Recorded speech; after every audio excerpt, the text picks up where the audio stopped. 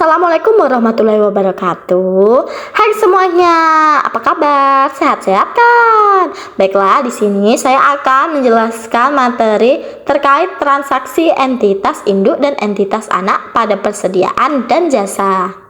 Ketika kita membahas entitas induk dan juga entitas anak, berarti di sini ada dua perusahaan yang mana sama-sama saling beroperasi. Jadi ada dua perusahaan induk yang juga beroperasi dengan kegiatannya dan juga perusahaan anak yang juga beroperasi dengan kegiatan operasionalnya.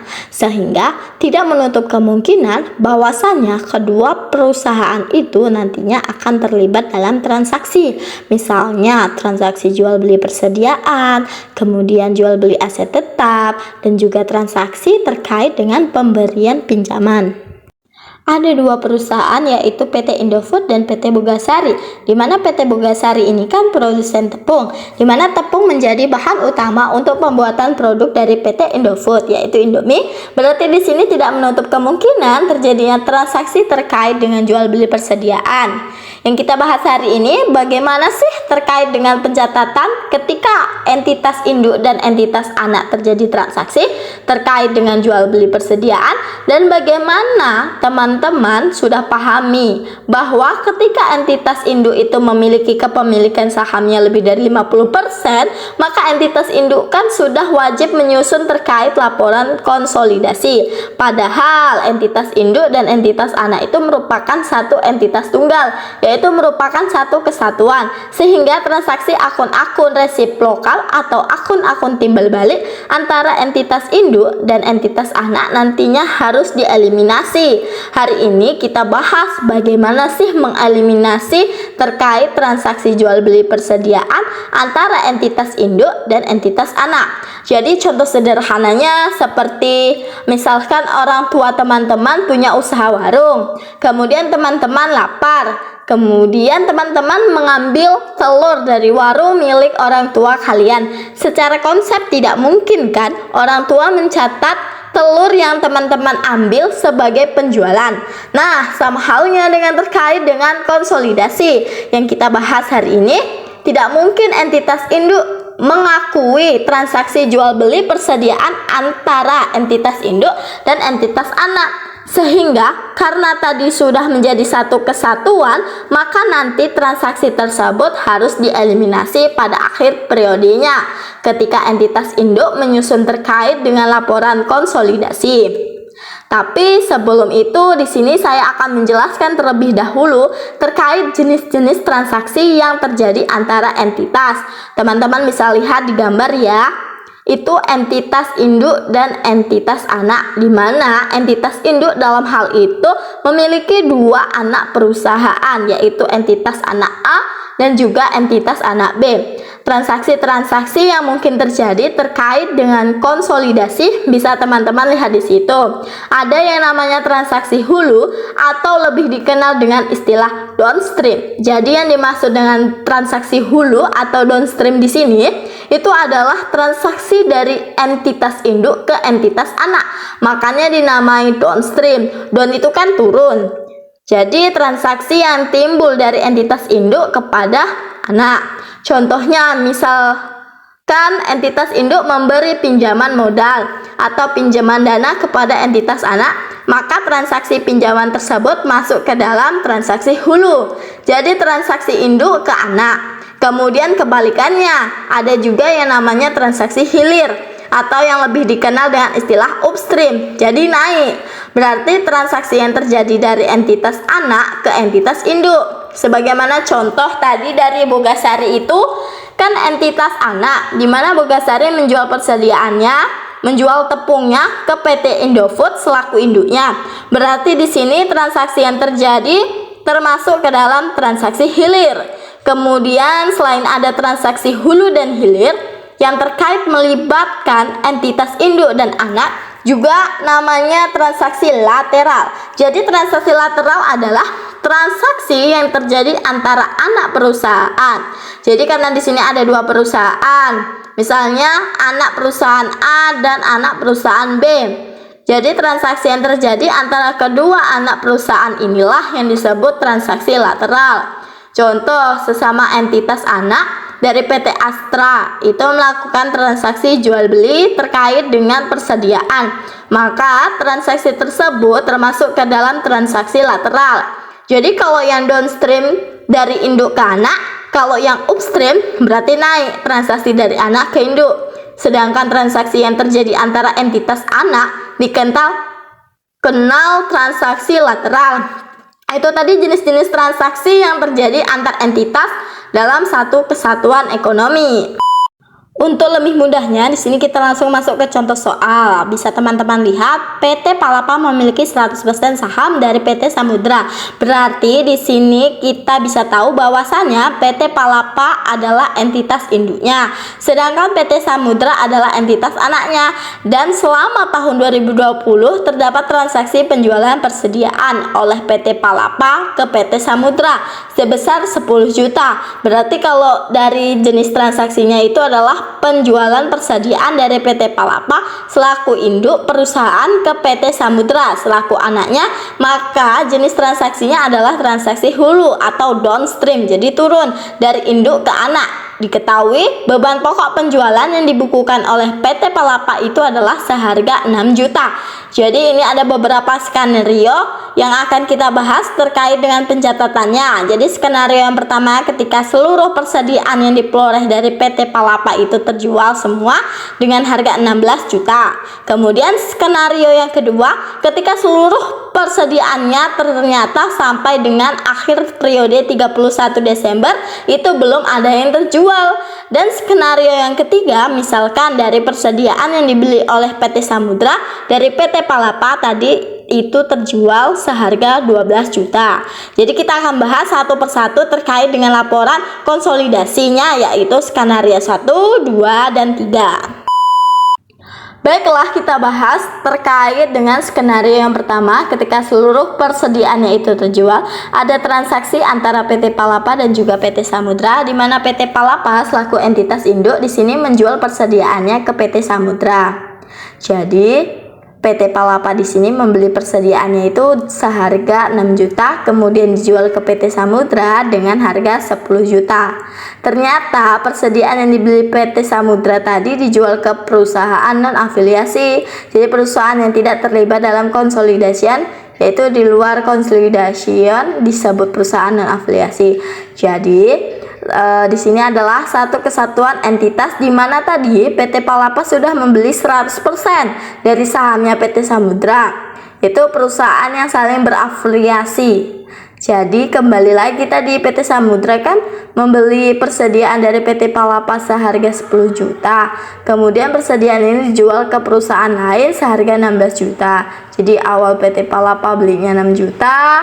Ini dijual PT Samudra 10 juta, dan PT Samudra tadi belinya 10 juta dijual ke perusahaan lain 16 juta. Jadi langkah pertama kita buat dulu ya tabelnya terkait dengan transaksi antar entitasnya. Di sini berarti kalau terkait dengan penjualan persediaan, maka akun-akun yang terlibat nanti adalah akun penjualan, akun harga pokok penjualan, dan juga akun persediaan. Karena kita fokusnya untuk pencatatan perpetual ya. Jadi di sini pada kolom pertama di sini untuk PT Palapa sendiri beban pokok penjualannya sebesar 6 juta. Dijual ke PT Samudra 10 juta, berarti di sini ada keuntungan yang diperoleh oleh PT Palapa sebesar 4 juta. Sedangkan seterusnya PT Samudra tadi beban pokok penjualannya dia belinya ke PT Palapa 10 juta. Berarti beban pokok penjualan dari PT Samudra di sini 10 juta. Dijuallah dengan harga 16 juta ke perusahaan dan afiliasi, sehingga keuntungan yang diperoleh oleh PT Samudra sebesar 6 juta. Jadi kalau PT Palapa tadi untung 4 juta, maka PT Samudranya untung 6 juta. Dan ketika menyusun laporan konsolidasi, itu biasanya dijumlahkan penjumlahan penjualan anak ditambah dengan penjualan induk. Misalkan penjualan dari induk 10 juta ditambah dengan penjualan PT Samudra 16 juta, sehingga di laporan sebelum konsolidasinya itu adalah 26 juta. Begitupun dengan beban pokok penjualan dan juga laba kotornya. Jadi kita tambahkan dari induk dan juga anak. Tetapi ingat, bahwasanya ketika transaksi induk sama anak ini adalah satu kesatuan ekonomi, maka transaksi yang terlibat di antara kedua belah pihak harus dieliminasi. Transaksi yang timbul antara PT Palapa dan PT Samudra harus dieliminasi karena satu kesatuan entitas tunggal. Jadi ibarat satu perusahaan dalam hal ini untuk menyusun laporan konsolidasi transaksi yang timbul antara PT Palapa dan PT Samudra harus dieliminasi sebesar berapa? Karena di sini persediaan seluruhnya sudah terjual, maka eliminasinya sebesar harga beli dari persediaan yang dibeli oleh PT Samudra dari PT Palapa sebesar 10 juta. Sehingga yang harus dieliminasi sebesar 10 juta. Sehingga penjualan yang dieliminasi 10 juta dan beban pokok penjualannya itu kan kita eliminasi 10 juta. Jadi dilaporkan konsolidasi penjualannya tidak lagi 26 juta melainkan 16 juta. Begitupun beban pokok penjualannya yang semula 16 juta dieliminasi 10 juta menjadi 6 juta. Sehingga laba kotornya sebelum eliminasi maupun sesudah eliminasi tetap sama 10 juta. Hanya saja transaksi yang terjadi antara PT Palapa dan PT Samudra sebesar 10 juta harus dieliminasi untuk jurnal eliminasinya. Debitnya penjualannya yaitu 10 juta. Karena penjualan itu pencatatannya di bagian kredit. Karena ini penjualan yang terjadi antara entitas induk dan anak harus dieliminasi. Karena dieliminasi jadi semula penjualan di sisi kredit dipindah ke sisi debit. Jadi debitnya di sini penjualan sebesar 10 juta. Begitupun dengan beban pokok penjualan. Karena beban pokok penjualan itu di debit dan di sini dieliminasi, maka dipindah ke sisi kredit sebesar 10 juta. Selanjutnya, skenario yang kedua, ketika seluruh persediaannya itu belum terjual. Di sini PT Palapa harga pokoknya 6 juta, dijual ke PT Samudra 20 juta. Tetapi sampai akhir periode 31 Desember ternyata persediaan PT Samudra belum terjual. Jadi 10 juta yang sudah dibeli belum terjual, maka untuk penyusunannya untuk PT Palapa terjadi transaksi penjualan ke PT Samudra sebesar 10 juta. Beban pokok penjualannya 6 juta. Sehingga laba kotornya 4 juta. Sedangkan dari sisi PT Samudra di sini kosong karena persediaan yang sudah dibeli belum terjual, sehingga belum ada transaksi yang terkait dengan persediaannya. Untuk konsolidasinya berarti tinggal transaksi yang ada di PT Palapa atau induknya. Jadi dieliminasi penjualannya sebesar 10 juta. Kemudian beban pokok penjualannya karena PT Samudra belum menjual persediaan, maka beban pokok penjualannya harus dieliminasi sebesar 6 juta. Beda dengan sebelumnya, ketika persediaan semuanya terjual, maka yang dijadikan dasar eliminasi adalah beban pokok penjualan dari PT Samudra. Sehingga ketika PT Samudra sudah beli dan dijual lagi, beban pokok itulah yang dieliminasi. Beda dengan skenario yang kedua ya. Karena persediaannya belum terjual, berarti belum ada beban pokok penjualan untuk di kolomnya PT Samudra. Sehingga yang dieliminasi adalah beban pokok dari PT Palapa sebesar 6 juta.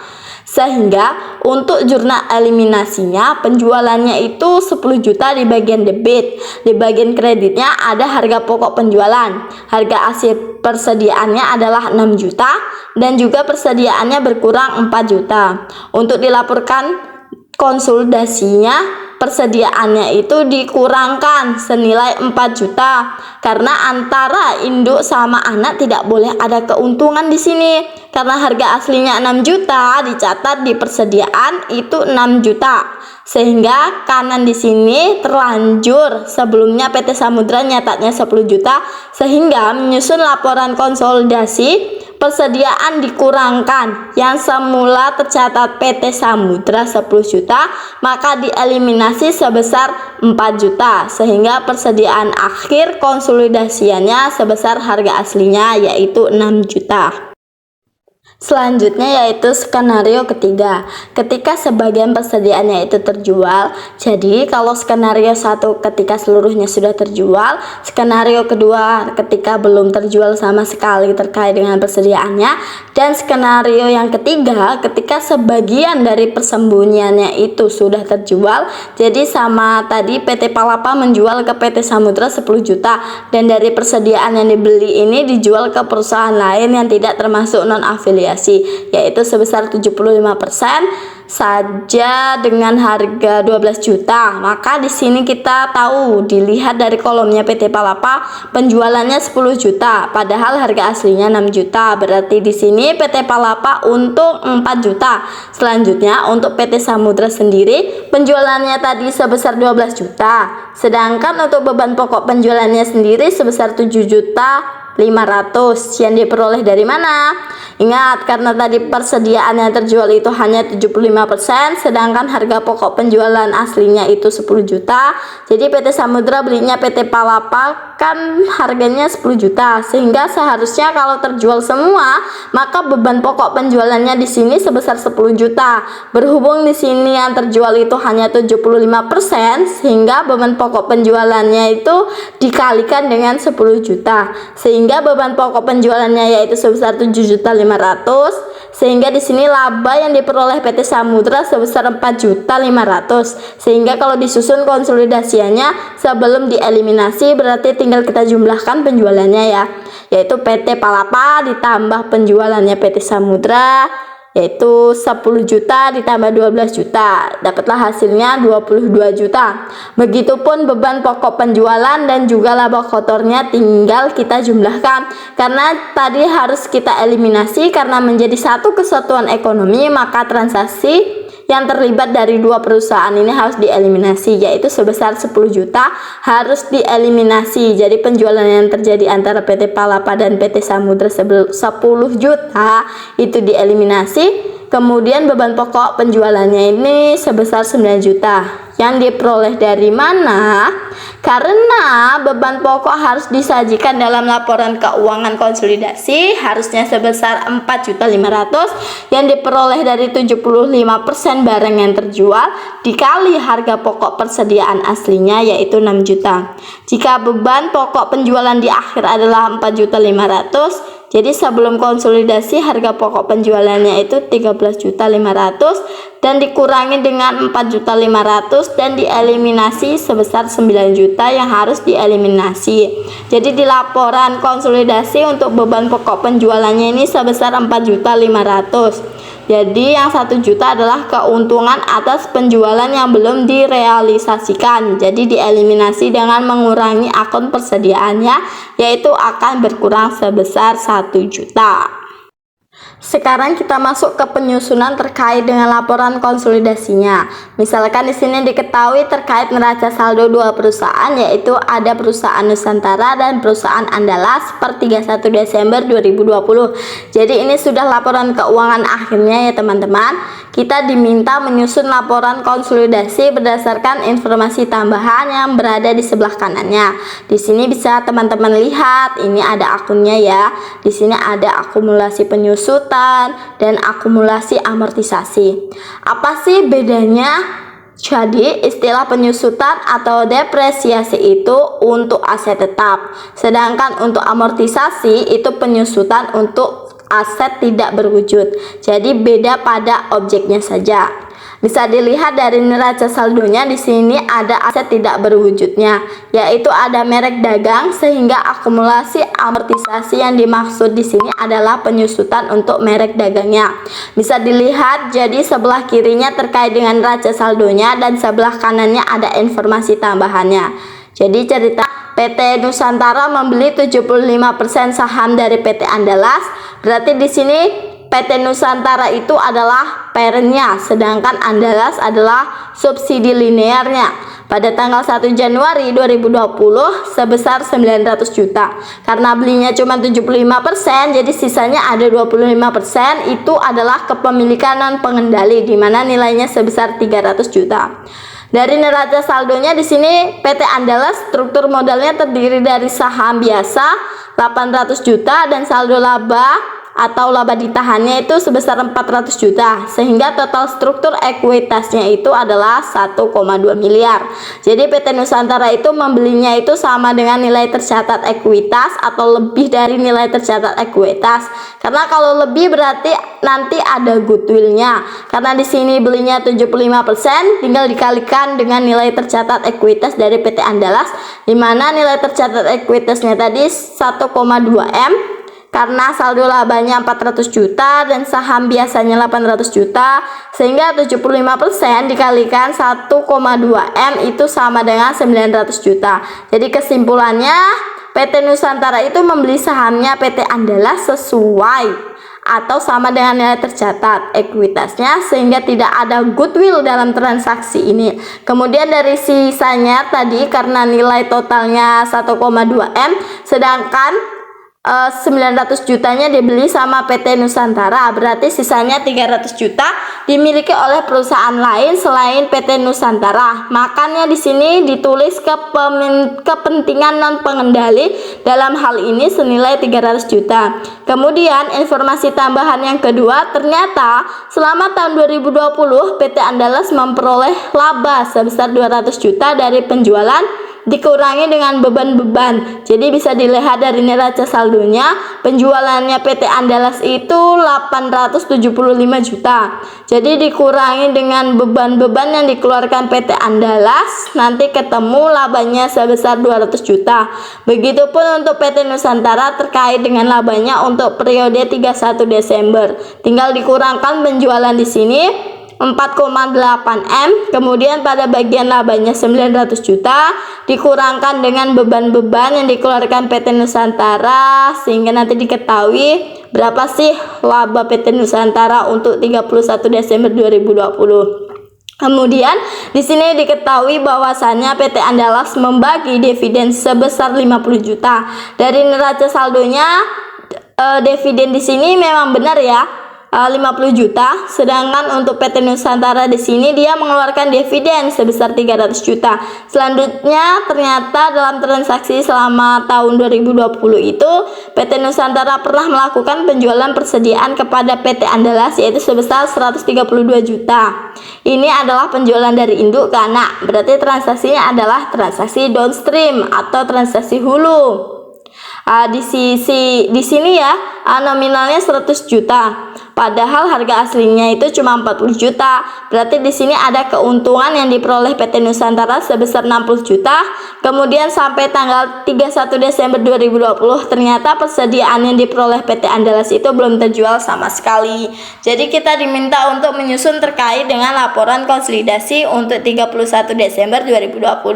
Langkah pertama berarti teman-teman harus mengidentifikasi terlebih dahulu dari informasi tambahan yang diperoleh dari yang pertama tadi, yaitu PT Nusantara membeli 75% saham dari PT Andalas. Berarti untuk pencatatan 1 Januari 2012 kita bisa tahu bahwasannya investasi awal yang dilakukan PT Nusantara itu sebesar 900 juta. Sehingga di sini pada tanggal 1 Januari PT Nusantara akan menyusun jurnal yaitu investasi pada PT Andalas pada bagian debit, sedangkan pada bagian kreditnya kas, karena tadi dia membeli berarti dia mengeluarkan uang sebesar 900 juta. Kemudian ternyata selama tahun 2020 itu PT Andalas memperoleh laba 200 juta, sehingga karena kesepakatan pakainya metode equity. Berarti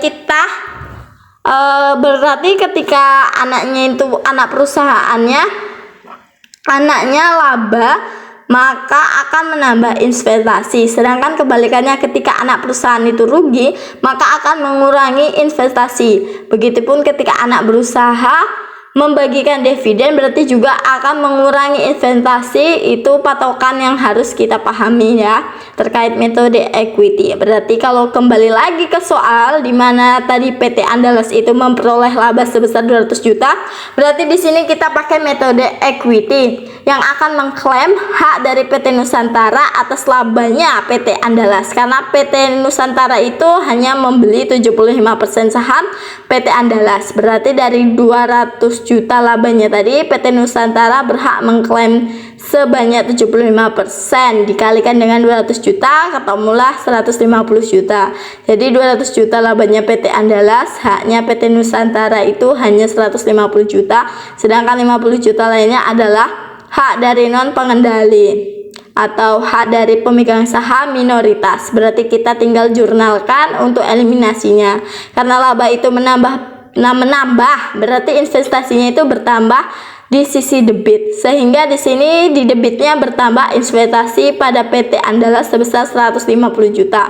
Sedangkan untuk kreditnya bagian laba PT Andalas sebesar 150 juta. Kemudian sama juga ya, dividen di sini PT Andalas membagi dividennya 50 juta, berarti dari 50 juta dividen dibagikan PT Andalas, hanya PT Nusantara itu 75%. Berarti tinggal kita kalikan seperti yang bagian laba tadi, tinggal dikalikan 75% dikali dengan dividennya 50 juta, sehingga PT Nusantara itu hanya berhak mendapat 37,5 juta. Selanjutnya, kita beralih ke informasi tambahan yang ketiga. Tadi ternyata diketahui selama tahun 2020, PT Nusantara pernah melakukan penjualan kepada PT Andalas sebesar 100 juta. Padahal harga asli dari persediaannya hanya 40 juta. Jadi PT Nusantara memperoleh untung sebesar 60 juta karena di poin keempat tadi di informasi tambahan bahwasannya sampai dengan 31 Desember itu ternyata persediaannya belum terjual, maka persediaannya yaitu masih ada pada PT Andalas. Jadi di sini karena belum ada transaksi penjualan terkait persediaan, maka untuk kolomnya PT Andalas di sini masih kosong. Berarti untuk eliminasinya tinggal kita keluarkan saja terkait dengan transaksi yang terjadi antara kedua belah pihak, yaitu penjualannya sebesar 100 juta dieliminasi. Kemudian ada juga beban pokok penjualan, di mana beban pokok penjualannya ini 40 juta. Sedangkan persediaan di sini untungnya 60 juta. Sehingga ketika menyusun laporan konsolidasi, jumlah persediaannya harus dieliminasi sebesar 60 juta. Kenapa? Karena harga aslinya itu cuma 40 juta. Kan sudah satu kesatuan, berarti sudah tidak ada untung di antara kita. Jadi kita harus pakainya harga aslinya yaitu 40 juta. Sehingga nanti untuk menyusun laporan konsolidasi persediaan yang sudah dicatat oleh PT Andalas sebesar 100 juta dikurangi 60 juta. Karena nanti untuk persediaannya itu diakui hanya sebesar harga nilai buku aslinya yaitu sebesar 40 juta. Karena di sini kita bukan kepemilikan penuh, ada 25% hak minoritas yang harus juga diperhitungkan ketika nanti menyusun laporan konsolidasi. Maka langkah pertama harus menentukan berapa sih perubahan investasi yang sudah dilakukan oleh PT Nusantara. Jadi di sini awalnya PT Nusantara tadi membeli 75% sahamnya PT Andalas seharga 900 juta. Kemudian ternyata tadi selama 1 tahun 2020 itu PT Nusantara berhak atas laba PT Andalas sebesar 150 juta. Jadi di sini investasi kita bertambah 150 juta. Kemudian PT Andalas membagikan dividen. Padahal kita tahu jika kita memakai metode equity, dividen itu akan mengurangi investasi, berarti di sini nilai investasi kita berkurang sebesar dividen yang didapat yaitu 37.500.000, sehingga nilai investasi menjadi 1.012.500.000. Tetapi karena ada penjualan di mana penjualannya tadi PT Nusantara mengambil untung 60 juta dari anaknya, sehingga 60 juta itu dieliminasi karena nggak boleh bagi Nusantara mencatat transaksi antara kedua belah pihak. Jadi PT Nusantara nggak boleh mengambil keuntungan 60 juta tadi, sehingga dieliminasi, dikurangkan dari nilai investasi. Jadi nilai keuntungan dari penjualan persediaan itu keuntungan belum terrelasi, harus dikurangkan dari nilai investasinya, sehingga di sini nilai investasinya berkurang sebesar 60 juta. Sehingga pada tanggal 31 Desember 2020 seharusnya saldo akhir investasi itu 952.500.000. Setelah dicek di neraca saldo 31 Desember ternyata sudah benar bahwasanya investasi pada PT Andalas itu dicatat sebesar 952.500.000. Ini nilai investasi kepemilikan 75%. Jangan lupa ada kepemilikan minoritas 25%. Jadi harus kita perhitungkan ketika nanti PT Nusantara menyusun laporan konsolidasi. Di sini diketahui untuk kepemilikan dan pengendali pada soal di awal tadi diketahui bahwasanya nilai wajar dari kepentingan dan pengendali awalnya adalah sebesar 300 juta. Jadi tanggal 1 Januari nilai awalnya tadi 300 juta, kemudian bagian laba dari PT Andalas tadi PT Andalasnya ada laba 200 juta 150.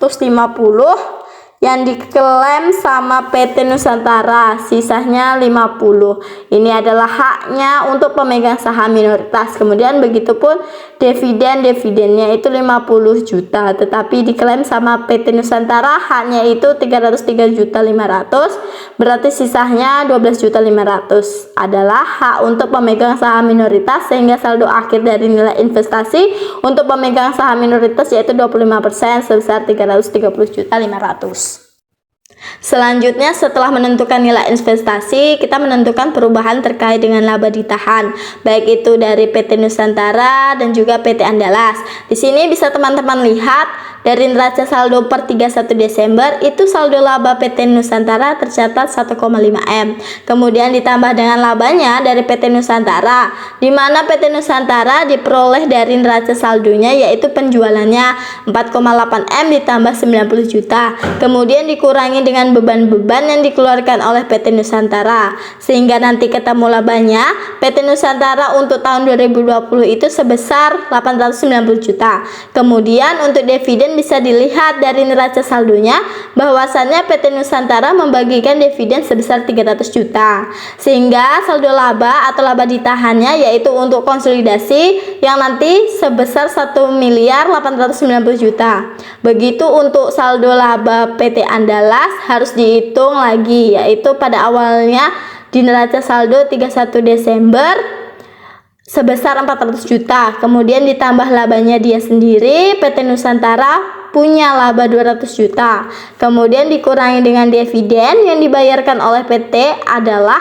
sebesar 550 juta. Selanjutnya tinggal kita susun kertas kerja konsolidasinya. Di sini misalkan kita menyusun terkait dengan laporan posisi keuangannya, sehingga tinggal mengambilkan data dari neraca saldo 31 Desember 2020. Tetapi yang berbeda di sini, saldo laba yang dipakai terakhir perhitungan pada slide sebelumnya, berarti PT Nusantara saldo labanya itu bukan 1,5 M tetapi 1 M 890 juta. Begitupun dengan PT Andalas, nanti saldo labanya menjadi 550 juta. Untuk terkait nilai asetnya, teman-teman nggak perlu ya menghitung karena di sini neraca saldonya sudah per 31 Desember 2020, sehingga teman-teman hanya perlu memperhatikan terkait dengan transaksi persediaannya, kemudian menghitung nilai investasi untuk pemegang saham minoritas sama saldo laba untuk entitas induk dan juga entitas anak. Jadi nggak perlu untuk menentukan nilai asetnya perubahan terkait dengan aset, karena di sini laporan keuangannya itu sudah laporan keuangan 31 Desember. Jadi tinggal dimasukkan akun-akun yang ada pada neraca saldo. Untuk laporan posisi keuangan di sini kita masukkan. Kemudian untuk kolom-kolom konsolidasinya seperti biasa tinggal kita jumlahkan. Jadi khas dari PT Nusantara ditambah dengan khas PT Andalas menjadi totalnya 1M 687.500 juta di laporan konsolidasinya. Kemudian yang berbeda di sini adalah persediaannya, karena persediaan asli PT Nusantara kan belinya 40 juta, tetapi dijual ke PT Andalas 100 juta. Berarti di sini ada yang diambil oleh PT Nusantara 60 juta. Padahal kalau di transaksi satu kesatuan entitas tidak boleh mengambil keuntungan di anak perusahaannya, sehingga persediaannya itu dikurangkan sebesar 60 juta. Karena kita sudah satu kesatuan entitas ekonomi, tidak boleh ada transaksi yang menguntungkan kedua belah pihak, sehingga sama-sama satu kesatuan. Jadi persediaannya untuk akun persediaan dikurangkan sebesar keuntungan yang sudah diambil tadi 60 juta, sehingga untuk persediaan sendiri 650 juta ditambah 400 juta dikurangi dengan 60 juta, sehingga untuk konsolidasi hanya sebesar 990 juta. Kemudian ketika eliminasi yang kedua yaitu eliminasi terkait akun investasi pada PT Andalas, sehingga menjadi satu kesatuan, tidak ada lagi investasi. Jadi dieliminasi di sini tuh sebesar nilainya 952.500 juta, sehingga di sini untuk akun investasi itu kosong. Begitupun untuk selanjutnya, nanti tinggal teman-teman jumlahkan seperti biasa untuk akun di Nusantara dan akun Andalas. tinggal teman-teman jumlahkan. Kemudian untuk eliminasi selanjutnya, karena investasi tadi terdiri dari saham biasa dan juga saldo laba, sehingga saham biasa dan juga saldo labanya itu harus dieliminasi. Jadi kita buang di sini untuk laporan konsolidasi yang dicatat itu hanya saham biasa dan saldo laba dari induknya saja. Untuk anaknya tidak kita catat karena tadi sudah menjadi satu kesatuan. Kemudian jangan lupa di sini ada kepentingan dan pengendali, karena tadi PT Nusantara itu hanya membeli 75%. Berarti ada kepentingan dan pengendali atau miliknya hak minoritas 25% yang harus teman-teman catat dalam laporan konsolidasi. Sehingga di sini ada tambahan akun, yaitu akun kepentingan dan pengendali, yaitu kita masukkan, jadi ditambahkan di sini kepentingan dan pengendali, karena kepentingan untuk pengendali itu termasuk ke dalam modal. Jadi kalau modal itu bertambah di sisi kredit, sehingga di kolom eliminasi kita masukkan ke bagian kredit sebesar perhitungan kita pada saat sebelumnya, yaitu 337,500 juta, sehingga nanti untuk total asetnya yaitu 8.272.500, sedangkan total liabilitas dan ekuitasnya juga sama, yaitu 8M272.500. Jadi sudah balance. Di sini adalah latihan soal terkait penyusunan laporan konsolidasi ketika ada transaksi jual beli terkait dengan persediaan. Materi yang terakhir yaitu transaksi penjualan jasa. Baik transaksi penjualan jasa itu sering terjadi pada entitas induk maupun entitas anak. Jadi transaksi ini bisa terjadi antara entitas induk ke entitas anak maupun entitas anak ke entitas induk, yang dapat menyebabkan dampak transaksi penjualan jasa di antara kedua entitas tersebut, sehingga juga harus memerlukan eliminasi dalam transaksi penjualan pada pendapatan jasa yang diakui oleh entitas induk atau entitas anak akan menjadi beban entitas anak atau entitas induk pada nilai yang sama, sehingga tidak terdapat keuntungan yang belum terrealisasi atas transaksi tersebut. Oleh sebab itu, eliminasi dibuat hanya untuk menghapus akun pendapatan jasa dan beban. Baik, berikut merupakan contoh soal dari transaksi penjualan jasa antara entitas induk dengan entitas anak. PT Palapa atau PTP memiliki 10% saham PT Samudra atau PTS pada Desember 2015. PTP memberikan jasa perawatan mesin kepada PTS sebesar 20 juta. Tagihan telah dikirimkan pada 25 Desember 2015 sampai 31 Desember 2015. PTS belum membayar tagihan tersebut. Atas transaksi pemberian jasa tersebut, PTP akan membuat jurnal sebagai berikut. Yaitu yang pertama, piutang usaha itu dicatat di debit dan pendapatan usaha di kredit dengan masing-masing saldonya sebesar 20 juta dengan keterangan mencatat pemberian jasa perawatan mesin kepada PTS. Sementara itu, PTS akan membuat jurnal sebagai berikut, yaitu mencatat beban perawatan di debit dan utang usaha di kredit yang masing-masing saldo sebesar 20 juta dengan keterangan mencatat beban perawatan mesin.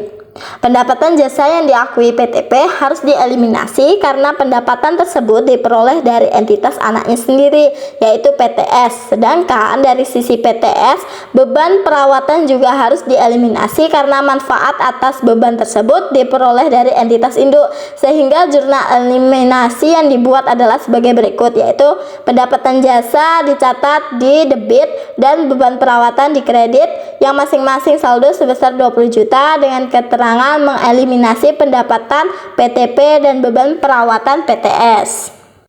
Sedangkan dari sudut pandang konsolidasi, PTP dan PTS merupakan satu kesatuan, sehingga utang piutang tadi antara kedua perusahaan harus dieliminasi. Jurnal eliminasi yang harus dibuat adalah sebagai berikut, yaitu utang usaha ditulis di debit dan piutang usaha di kredit sebesar 20 juta dengan keterangan mengeliminasi utang piutang antara PTP dan PTS.